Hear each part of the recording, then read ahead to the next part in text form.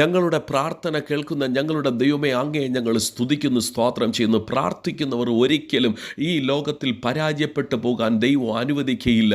അവർ തളർന്നു പോകാൻ ദൈവം അനുവദിക്കുകയില്ല. ക്ഷീണിച്ചു പോകാൻ ദൈവം അനുവദിക്കുകയില്ല. നിങ്ങൾ നശിച്ചു പോകാൻ ദൈവം അനുവദിക്കുകയില്ല.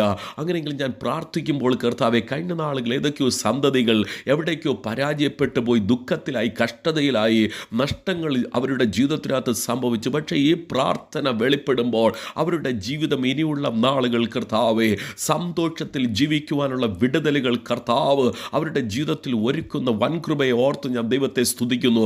അവർക്ക് വേണ്ടി മറച്ചു വച്ചിരിക്കുന്ന നന്മ വെളിപ്പെടട്ടെ, അവർക്ക് വേണ്ടി മറച്ചു വച്ചിരിക്കുന്ന വിജയങ്ങൾ വെളിപ്പെടട്ടെ എന്ന് ഞാൻ പ്രാർത്ഥിക്കുന്നു കർത്താവെ.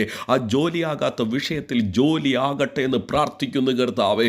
ആഴത്തിൽ മറച്ചു വച്ചിരുന്ന കരത്തെ ഏലിയാവിൻ്റെ ഭൃത്യൻ 7-ാം പ്രാവശ്യം കണ്ടതുപോലെ ഞങ്ങൾ പ്രാർത്ഥിക്കുമ്പോൾ കർത്താവെ 2025 മറുപടിയുടെ കരങ്ങൾ രാജ്യങ്ങളിൽ നിന്നും കർത്താവെ അനേകം നാളുകളായി പ്രാർത്ഥിക്കുന്ന കർത്താവെ പ്രാർത്ഥനയ്ക്ക് ഉത്തരമായി ചില ഇടങ്ങളിൽ നിന്നും വെളിപ്പെട്ട് വരട്ടെ എന്ന് ഞാൻ പ്രാർത്ഥിക്കുന്നു കർത്താവെ. ഹല്ലേലൂയ.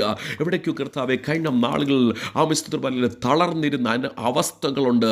പക്ഷേ ഇപ്പോൾ ഞാൻ പ്രാർത്ഥിക്കുമ്പോൾ അത് ദൈവത്തിൻ്റെ ആത്മാവ് ഹല്ലേലൂയ ആ ഭാഗത്തുള്ള പരാജയത്തെ ദൈവം മാറ്റുകയാണ്. അവൻ എവിടേക്കോ തഴയപ്പെട്ട അനുഭവങ്ങൾ ഇപ്പോൾ തന്നെ മാറുകയാണ്. കുടുംബത്തിനകത്ത് തഴയപ്പെട്ട അനുഭവങ്ങൾ, ദേശത്തിൽ തഴയപ്പെട്ട അനുഭവങ്ങൾ, ഏതോ രാജ്യത്തിൽ തഴയപ്പെട്ട അനുഭവങ്ങൾ, കർത്താവിൻ്റെ ശക്തി അവിടെ ഇറങ്ങുമ്പോൾ പ്രിയ കുഞ്ഞേ, നീ തഴയപ്പെട്ട അനുഭവത്തിൽ ജീവിക്കാനുള്ളതല്ല.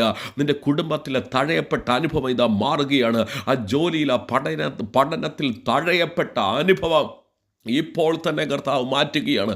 ആരോ ചിന്തിക്കുന്നുണ്ട്, അയ്യോ ഞാൻ തഴയപ്പെട്ട ഒരു വ്യക്തിയായിപ്പോയല്ലോ.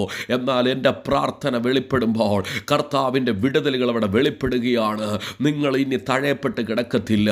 ഇതാ ദൈവം നിങ്ങളെ ഉയർത്തി കൊണ്ടുവരുന്ന നിമിഷങ്ങളാണ്.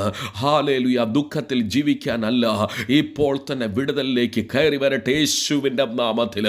ആ ദുഃഖം പോലത്തെ അവസ്ഥകൾ മാറട്ടെ, ആ കണ്ണുനീര് പോലത്തെ അവസ്ഥകൾ മാറട്ടെ, ആ പരാജയം പോലത്തെ അവസ്ഥകൾ യേശുവിൻ്റെ നാമത്തിൽ മാറിപ്പോകാൻ ഞങ്ങൾ കൽപ്പിക്കുന്നു കർത്താവേ.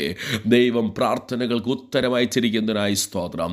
യേശുവിൻ്റെ വിലയേറിയ നാമത്തിൽ തന്നെ ആമേൻ.